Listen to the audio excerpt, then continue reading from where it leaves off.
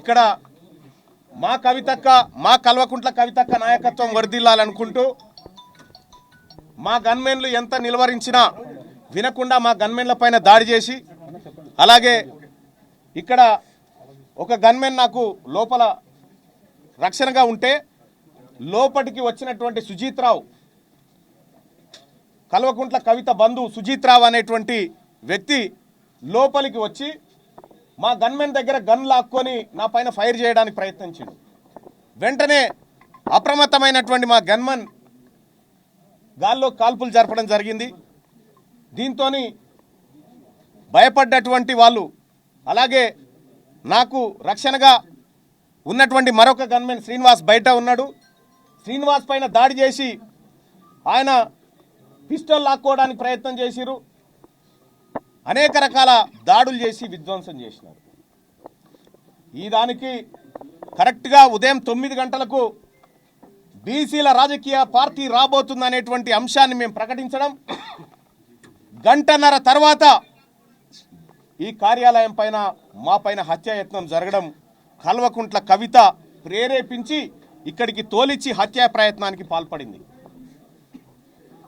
ఇవాళ బీసీల పైన దాడులు చేస్తే, తీన్మార్ మల్లన్నను హతమారిస్తే బీసీ ఉద్యమం ఆగిపోతుంది అని కల్వకుంట్ల కవిత గారు భ్రమపడుతున్నారేమో.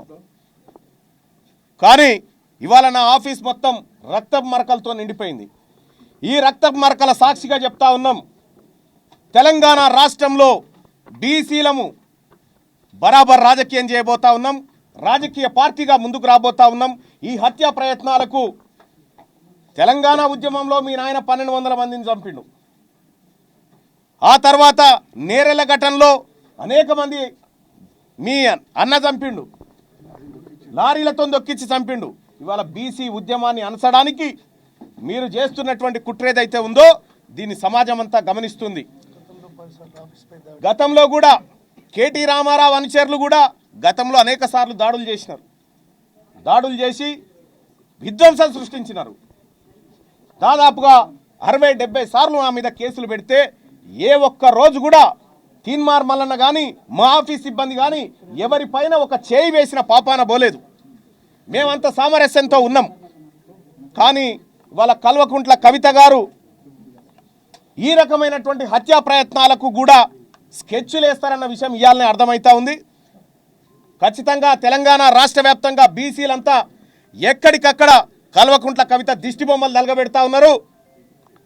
బీసీలను అనగదొక్కాలని చూస్తున్నటువంటి ఆమె పైన చర్యలు తీసుకోవాలని డిమాండ్ చేస్తూ ఉన్నారు.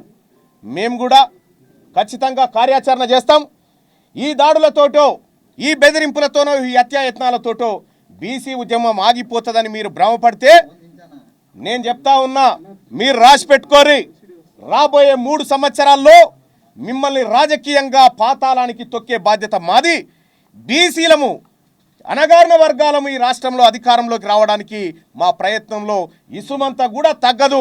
మరింత రెట్టించిన ఉత్సాహంతోనే ముందుకు పోతాం తప్ప ఈ దాడులకు తీన్మార్ మల్లన్న భయపడు. ఇగో నా పైన దాంతో కొట్టడం జరిగింది.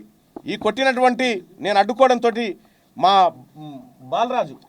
బాలకృష్ణ మా గన్మెను ఆయన వెపన్ లాక్కొని నా మీద కాల్పులు చేయడానికి ప్రయత్నం చేశారు.